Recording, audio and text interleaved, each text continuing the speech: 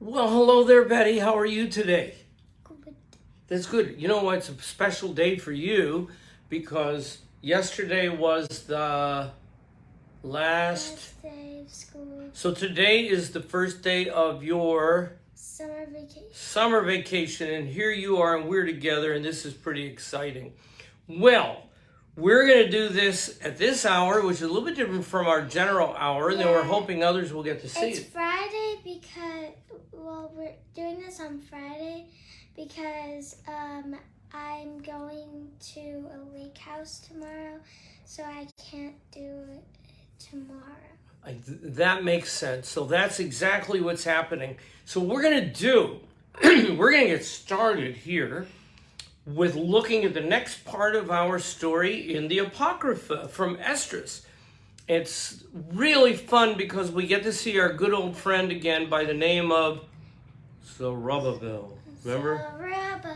Zerubbabel. Go ahead, do it again. Zerubbabel. Do you remember our other friend, King Darius? Well, he had a big feast for everyone who served under him. People all the way from India to Ethiopia. That's a big area.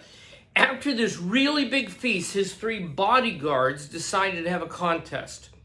The plan was that each one of the bodyguards would write down on a piece of paper what he thought was the strongest and wisest thing anyone could ever think or say. Then they said that they would place the idea under King Darius's pillow so that he could pick the best idea, and then hand out gifts to the winner. One bodyguard said, "Wine is the strongest."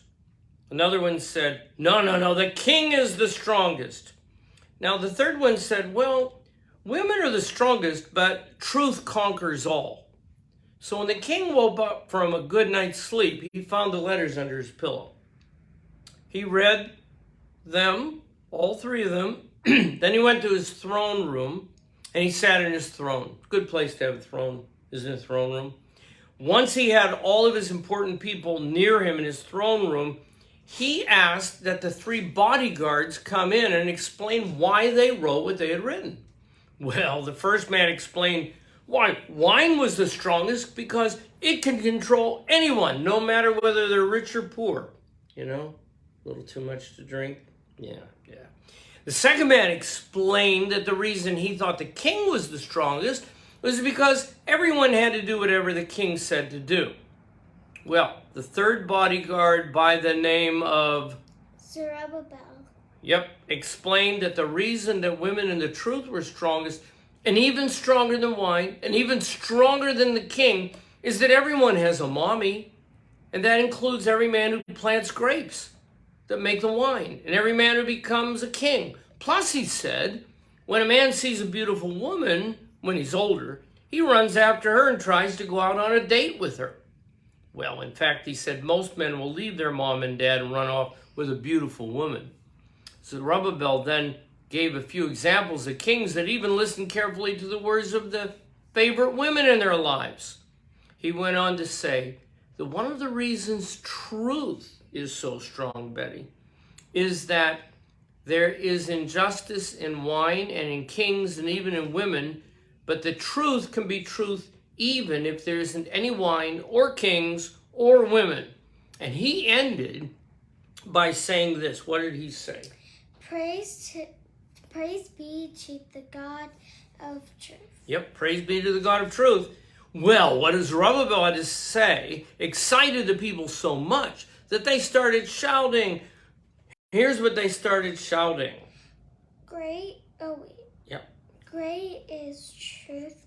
Truth is the strongest. So truth was great. Well, once King Darius has heard Zerubbabel's words and seen how the people responded, you probably already figured out that he was the winner of the contest. Of course. Well, in those days, when the kings wanted to reward people, they would often say things like, "So what would you like as your reward?" Well, Zerubbabel didn't ask for anything for himself.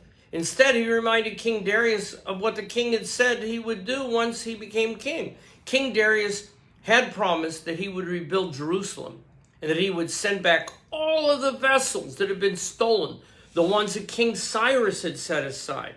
Zerubbabel then said, "Now remember, O king, that you promised God that you'd do this." Well, then King Darius got up from his throne and gave Zerubbabel the kiss of peace. King Darius didn't waste any time. He wrote up letters for everyone he could think of, explaining that they had to cooperate with the rebuilding project. Now, you can imagine how excited Zerubbabel was. He went outside and he turned in the direction of Jerusalem. And he looked up to heaven. And he prayed and he said, "From thee comes wisdom, and thine is the glory, and I am thy servant." Sometimes that kind of churchy talk, when we're trying to talk to God, shows how much we love him, rather than just saying, "Hey, you," but rather saying, "Thou art my God, thou art great." Well, Zerubbabel went on to thank God for giving him wisdom. After all, instead of asking that Jerusalem could be rebuilt, Zerubbabel could have asked for a new house with a swimming pool, couldn't he? But that's not what he did. He could have asked for a brand new chariot with a lot of horsepower, but that's not what he did. So he took all of those letters, but he first went to Babylon and explained what was happening to his fellow Jews who had been captured. Well, they all had a big party for a whole week.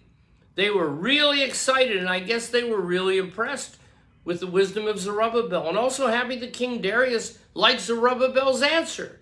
It was a good time for the Jews in exile. So, after the big party, the families all got their heads together and made the big move. King Darius even sent along a lot of soldiers to make sure that the people moved back to Jerusalem safely.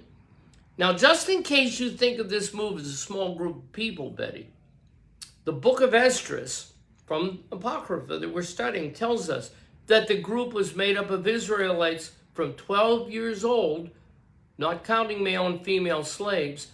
There were 42,360 people, and their slaves, 7,337, and the musicians, 245, along with 435 camels, 7,036 horses, 245 mules, 5,525 donkeys. For just a moment, I want you to think about what this would look like if there was a parade. Well, eventually they made it to Jerusalem, and they began to settle in. Of course, first thing they had to do was thank God for getting them there safely.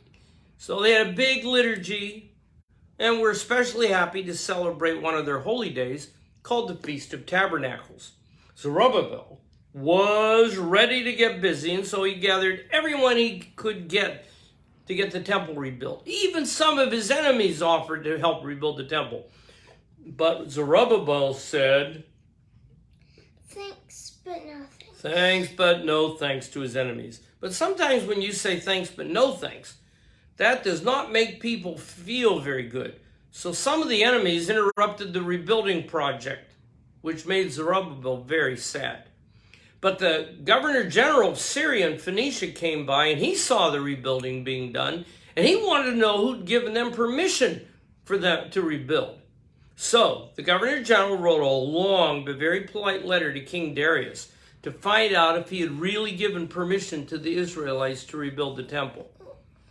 After all, when you consider how many people and animals were now living in Jerusalem, it can raise some questions. Plus, the governor general wanted to see if the story that the Israelites were telling was what King Darius had really wanted to have happen. So, just to make sure that he was telling them things correctly, King Darius had his people check out the archives in the library to see if they could find a scroll that explained what King Cyrus originally had in mind about the rebuilding. And sure enough, they found it. So everything that Zerubbabel said was true. And everything that King Darius did was in agreement with what King Cyrus had promised the Jewish people. So, next, King Darius sent out word to the governor general that he was excited about the temple being rebuilt, and that it was his will that that should happen. Well, this pleased the governor general to hear that no one was breaking the law. So the governor general even had some people help out. So you can imagine that when the big feast of the Passover came, and this was the first time all the Jews had been together in Jerusalem all these years, it was a really big deal. After all, these wonderful things happened. Guess what happened next? A man named Ezra came on the scene. Ezra was a very bright professor. He knew the Bible, and he came from Babylon. Of course, as you know, many people who are important in the Bible have to take a letter with them so that people know how important they really are. So Ezra had an impressive letter from the king, Artaxerxes. It's nice to have a king say good things about you, but maybe sometimes it's even a little bit better if the king sends along some money too. Well, Ezra was thrilled with the letter and the gifts, some money. And as he made his way to Jerusalem, he kept a journal so that he could keep track of what he was doing and who was helping him do it. So, when Ezra and his people arrived in Jerusalem, first of all, they were happy to be there. And secondly, they were happy to share the impressive letter from King Artaxerxes. But one of the problems with living far away and then moving and then hoping to come back to where your family's from, you learn that people don't always remember the agreements that the family had originally agreed upon. So Ezra probably figured that if you went to Jerusalem, the place he'd always heard about, then everything would be perfect. Everything's perfect in Jerusalem. Well, no. Remember, Ezra was a professor. So that means he knew just about everything about the Jewish laws. So when he saw how many laws were being broken, he did the Jewish thing of showing sadness. You know what he did? Tore his clothes, put on ashes. It was really sad and unhappy. After doing that, he fell to the ground and he prayed and prayed. He apologized to God on behalf of the Jewish people. Since he was confessing and praying and apologizing, and since he looked different from how he usually looked, people saw him and they gathered around him praying outside the temple. Ezra also told the priests and other religious leaders that they needed to be more strict about the Jewish laws. A big decree went out calling all the Jewish people to a super big conference to be held in Jerusalem. The people were not too thrilled about the conference for several reasons, one of which was because it was winter, and they knew they'd be shivering. Eventually, everyone at the conference heard what was on Ezra's mind about breaking the law, and they all shouted out, "We will do what you have said." That's right. We will do what you have said. So at the conference, a number of leaders were selected, and the people were told to sit and stand and listen. It's like they hadn't passed the classes in school. So they had to go to summer school, even though it was winter. Ezra taught and taught and taught, and he made sure that everyone understood the law. Once Ezra was convinced that they understood it, he said, "Class is over, let's have a party." So once all the people understood this, Betty, it was time for a big celebration. You know, it's a good thing that they said that they understood what Ezra was saying to them. Otherwise, it's possible they might have had to stick around a little bit longer. Well, they might not have finished all their classes on time, but Ezra taught them everything they needed to know, and since they were people of God, and since they listened to what God had to say, guess what they had at the very end? What? They had a big party, just like with you, Betty, because yesterday was the last day of school, and today was the first day of summer break.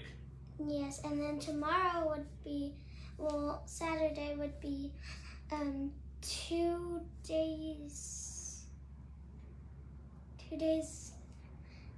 after the last day of school. It is 2 days after, so what that means is, you know what? What? We're going to party. Party. God bless everybody. Have a wonderful time. Don't forget to read the Apocrypha. There's a lot of good things in there.